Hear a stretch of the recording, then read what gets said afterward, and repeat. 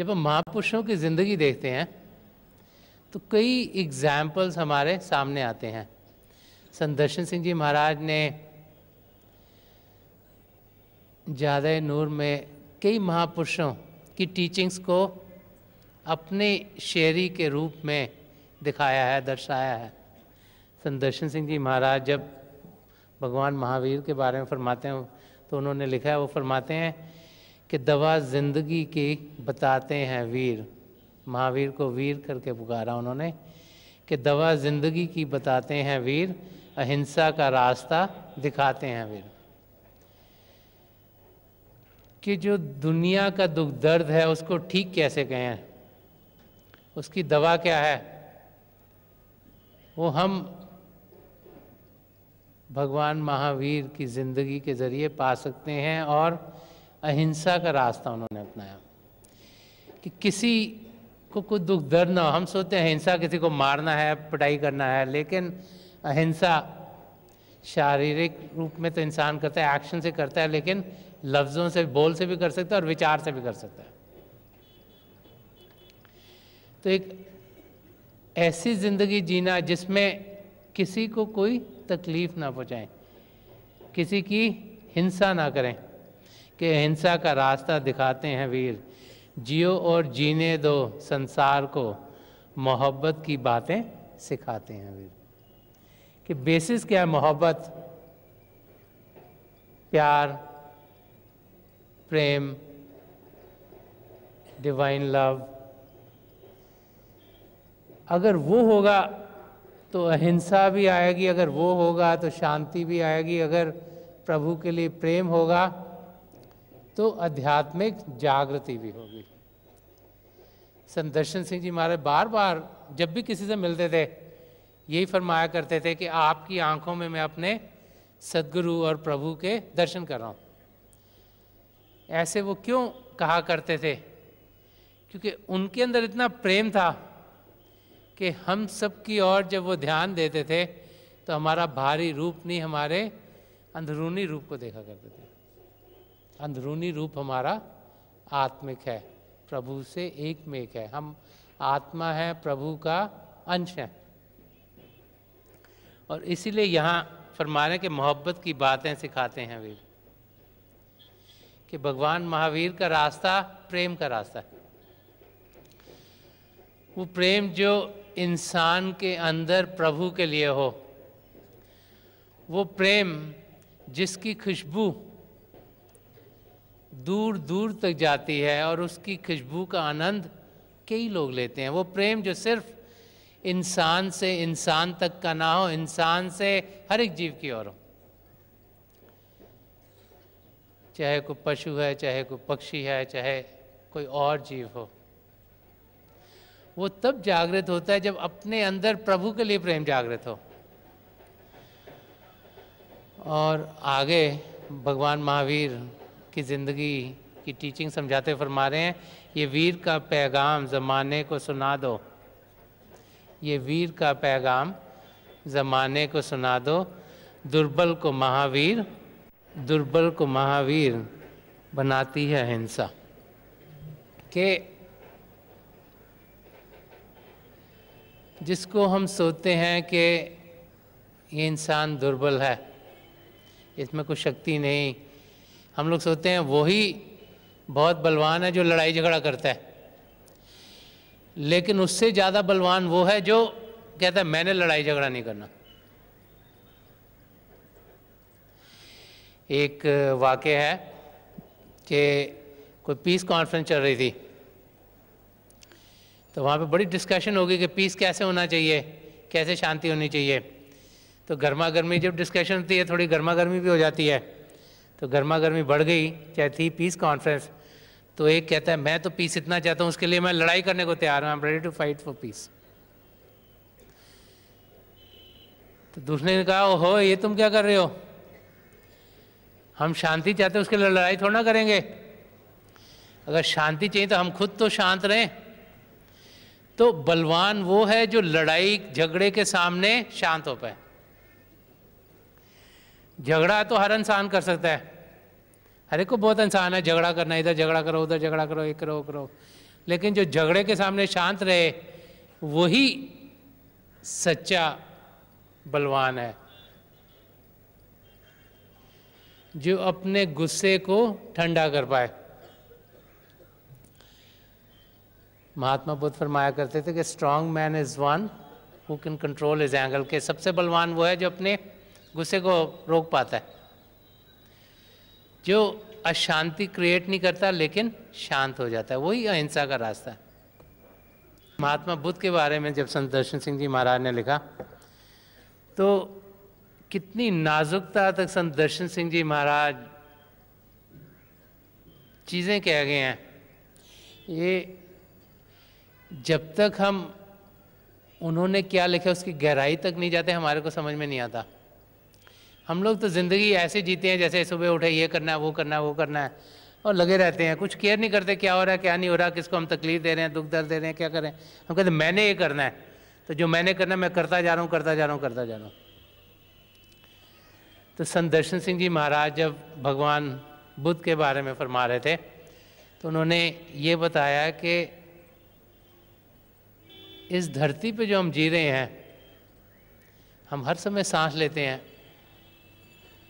हर समय चलते हैं, कभी पैर यहाँ रखते हैं कभी पैर यहाँ रखते हैं, कभी हाथ यहाँ चलाते हैं, कभी एटमॉस्फेयर में हलचल पैदा करते रहते हैं। जैसे समुंदर में अगर आप कंकड़ डालो तो वेव्स करते हैं, ऐसे ही जब हम एटमॉस्फेयर में चलते हैं तो हमारे चलने से काफ़ी वाइब्रेशन होती है सब जगह। उसमें कितनी खराबी होती है क्योंकि हम शांत एटमॉस्फेयर को अशांत कर देते हैं। तो उसके बारे में फरमा रहे हैं कि एक एक जर्रे के सीने में धड़कता है दिल। हम तो सोचते हैं इंसान के सीने में दिल धड़कता है, वो कहते हैं एक जर्रे का भी सीना है, छोटे से छोटा स्पेक है, एक छोटा पार्टिकल है, उसके अंदर भी दिल है, उसकी छाती के अंदर भी सीने के अंदर दिल धड़क रहा है, उसमें भी हलचल हो रही है। तो वर्ड दिल क्यों इस्तेमाल किया? क्योंकि हम सब जानते हैं कि दिल को ठेस लगती है। अगर कोई हमारा नज़दीकी हो, उनसे लड़ाई झगड़ा होता है, दिल को बड़ी ठेस लगती है। क्यों? क्योंकि हमारे को उनसे नज़दीकी है, हम उनके बड़े क्लोज़ हैं, हम उनसे कुछ एक्सपेक्ट करते हैं, हम सोचते हैं वो ऐसे होंगे वैसे होंगे, ये करेंगे वो करेंगे, लेकिन वो उसी चीज़ कुछ अलग कर देते हैं तो हमको बड़ी तकलीफ़ होती है। लोग भाई बहन से लड़ाई कर देते हैं, पति पत्नी में झगड़े हो जाते हैं, माँ बाप में झगड़े हो जाते हैं, बाल बच्चों में झगड़े। क्यों? क्योंकि एक्सपेक्टेशंस कुछ होती हैं, होता कुछ हो रहा है तो दिल को धक्का लगता है। इस करके दिल का वर्ड यूज़ किया गया कि एक एक जर्रे के सीने में धड़कता है दिल। कि हम ये ना सोचें कि सिर्फ इंसानों के अंदर दिल धड़क रहा है।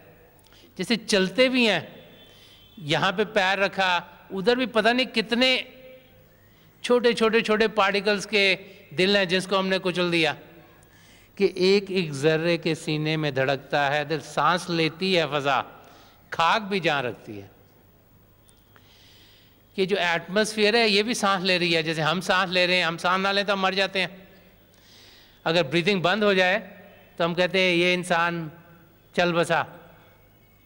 तो फरमा रहे हैं कि ये जो फ़ज़ा है ये भी सांस ले रही है, ये भी जी रही है, इसको भी जीने दो। कि सांस लेती है फ़ज़ा, खाक भी जान रखती है।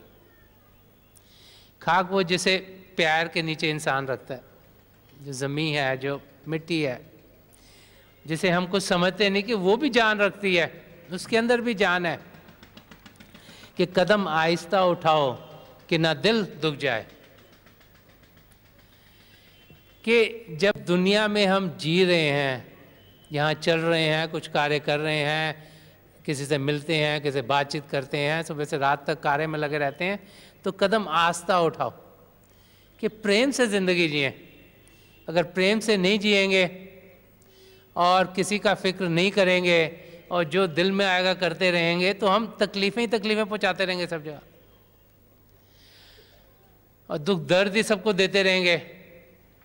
कि कदम आहिस्ता उठाओ कि ना दिल दुख जाए, क्योंकि किसी का दिल दुखाना सबसे बड़ा जुर्म है। जब किसी का हमने दिल दुखा दिया तो हमने चाहे 1 सेकंड की बात की, वो पता नहीं कितने दिनों कितने सालों तक बेचारे दुखी रहेंगे। उस पर मरहम पट्टी लगा के दिल को जोड़ना बड़ा मुश्किल है। अगर दिल के टुकड़े 1000 हो गए तो उनको जोड़ो कैसे? जैसे मरकरी है, अगर मरकरी बिखर जाए उसको किस तरीके जोड़ नहीं सकते। इन्हें के ग्लू ले आए, अलमस ग्लू लगा दिया और जुड़ गया। तो दिल को अगर ठेस पहुंच गई तो उसको जोड़ना बहुत ही मुश्किल है कि कदम आहिस्ता उठाओ कि ना दिल दुख जाए, सांस आहिस्ता से खींचो कि ना पहुंचे कोई ठेस। तो फरमा रहे हैं कि सांस भी आहिस्ता से लो, क्योंकि पता नहीं कितने बैक्टीरिया अंदर बाहर जा रहे हैं, ताकि उनको भी कोई तकलीफ ना हो। तो कितनी सेंसिटिव लाइफ जीने के लिए कह रहे हैं कि इंसान इतनी सेंसिटिविटी से जिए, इतना ख्याल करे कि किसी भी जगह किसी भी तरफ कोई भी तकलीफ ना हो। ऐसी ज़िंदगी हमें जीनी चाहिए। ये ठीक है, हम सब वहाँ पहुँच नहीं सकते, ये गोल है, ये लॉफ्टी गोल है। इनको महापुरुष ही पा सकते हैं, तभी हम उन्हें महापुरुष कहते हैं। लेकिन संत कृपाल सिंह जी महाराज फरमाया करते थे, what one man can do so can another, कि जो एक इंसान कर सकता है वो दूसरा भी कर सकता है। तो इन्हें हमें पाने की कोशिश तो करनी चाहिए। इसीलिए महापुरुष अपने सत्संगों में बार बार कैसी हमें जिंदगी जीनी चाहिए वो समझाते हैं कि हम प्रेम से जिएं। प्रेम हर एक चीज की बुनियाद है। अगर हमारे दिल, हमारी रूह, हमारी आत्मा, हमारी जान में प्रेम नहीं होगा तो जिंदगी जीना बेकार है। उसी के ज़रिए हम अपने आप को जान सकते हैं, प्रेम के ज़रिए अपने आप को पा सकते हैं, प्रेम के ज़रिए हमारी रूह अंदर के मंडलों में उड़ान कर सकती है, प्रेम के ज़रिए हम अपनी आत्मा का मिलाप परमात्मा से करा सकते हैं। तो महापुरुष हमें प्रभु के साथ जोड़ने के लिए आते हैं और हम असलियत तभी पाते हैं जब प्रभु का प्रेम हमारे अंदर जागृत हो। जब तक वो जागृत नहीं होगा हम असलियत को पाएंगे नहीं। तो महापुरुषों के पास हम लेने क्या जाते हैं? उनका प्रेम क्या है? प्रभु का प्रेम है। क्यों? क्योंकि वो प्रभु से एक में एक है। संत दर्शन सिंह जी महाराज ने इसी बारे बहुत कुछ लिखा हुआ है, तो चंद शेर मैं उनके आपके सामने रखना चाहता हूँ, क्योंकि उनके ज़रिए प्रेम क्या है, कैसा होना चाहिए, ज़िंदगी कैसी होनी चाहिए, ये बड़ी खोल के उन्होंने समझाई है। तो वो फरमा रहे हैं कि इस ज़िंदगी में इंसान हाथ पैर मारता रहता है। हम में से हर एक जब छोटा होता है, फिर थोड़ा सा बड़ा होता है, स्कूल जाता है, कॉलेज जाता है, फिर कहता है कि अब मैं कुछ ना कुछ करूं। क्या करूं? नौकरी करूं या काम करूं, अपने लिए कमाऊं, शादी हो, बच्चे हों, माँ बाप का ख्याल रखूं, अपने बाल बच्चों का ख्याल, इसी में इंसान लग जाता है और दुनिया की चीज़ों में हम लगे रहते हैं। तो ज़िंदगी कैसे गुजरती है उसके बारे में संत दर्शन सिंह जी महाराज फरमा रहे हैं कि वुसअते कायनात की सैर का मासल तो है कि जो ज़िंदगी है इसमें इंसान चली जा रहा है, यहाँ भी सैर करता है, वहाँ भी जाता है, वहाँ भी जाता है, वहाँ भी जाता है। तो होता क्या है? कुछ मिलता नहीं। दुनिया की चीज़ पाकर भी असलियत हम पाते नहीं। तो फरमा रहे हैं कि तेरे ही दर पे आएगा कल ये थका हुआ बशर, कि दुनिया में ये पाए चाहे वो पाए, चाहे इधर जाए चाहे उधर जाए, टक्कर यहाँ मारे चाहे वहाँ, कर कर आके वो तेरे ही दर पर आएगा। कि महापुरुषों के ज़रिए ही हम असलियत को पा सकते हैं। उनके ज़रिए अंदरूनी आँख खुलेगी, उनके ज़रिए शब्द के साथ हम जुड़ेंगे, उनके ज़रिए हमारी रूह अंदर की मंडलों के लिए उड़ान करेगी, उनके ज़रिए हम अपनी मंजिल तक पहुँचेंगे, अपने आप को जानेंगे और प्रभु में लीन होंगे। क्यों? क्योंकि वो हमारे अंदर प्रभु के लिए प्रेम जागृत कर देंगे। और आगे फरमा रहे हैं कि समझा रहे हैं कि हम ढूंढते क्या हैं, कहाँ ढूंढते हैं, ढूंढना कहाँ चाहिए। फरमा रहे हैं कि जब आदमी मुद्दाए हक है तो क्या कहें मुद्दा कहाँ है। खुदा है खुद जिसके दिल में पिना, वो ढूंढता है खुदा कहाँ है। कि इंसानी चोला प्रभु ने दिया प्रभु को पाने के लिए, तो इंसानी चोला दे तो प्रभु हमारे को ढूंढ रहा है। परमात्मा चाह रहे हैं हम अपने आप को जाने, इसीलिए इस आत्मा को ये मानव चोला दिया है ताकि हम प्रभु से मिल सकें। लेकिन हम क्या करें, मानव चोला मिलने के बाद क्या कर रहे हैं कि हम दुनिया की चीज़ों को ढूंढने लग पड़े हैं। ये भूल जाते हैं कि खुदा परमात्मा हमारे भीतर बैठा हुआ है, कि खुदा है खुद जिसके दिल में पिना, कि जिसके अंदर परमात्मा खुद बसा है वो ढूंढता है खुदा का। हम लोग कभी यहाँ भागते हैं, कभी वहाँ भागते हैं, कभी वहाँ भागते हैं। हमारी हालत वही मृग तृष्णा के माफक है। जिसे खुशबू तो अंदर से आ रही है, लेकिन खुशबू को पाने के लिए कभी यहाँ भागता है, कभी वहाँ भागता है, कभी वहाँ भागता है। तो परमात्मा हमारे भीतर है, यही बार बार बार महापुरुष हमें समझाते हैं। तो अगर उन्हें पाना है, असलियत को जानना है, तो ध्यान अंदर की ओर होना चाहिए। जब हमारा ध्यान अंदर की ओर होगा, जब हम शांत अवस्था में पहुंचेंगे, हलचल ज़िंदगी में कम करेंगे, तो अपनी मंजिल की ओर कदम तेज़ी से उठाना शुरू कर देंगे।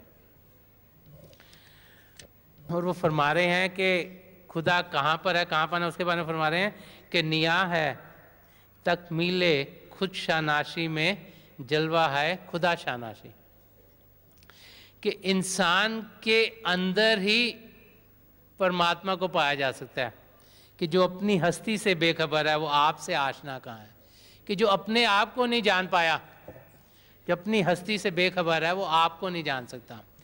तो सेल्फ रियलाइजेशन और गॉड रियलाइजेशन, कि पहले अपने आप को जानना है, फिर प्रभु को हम पा सकते हैं।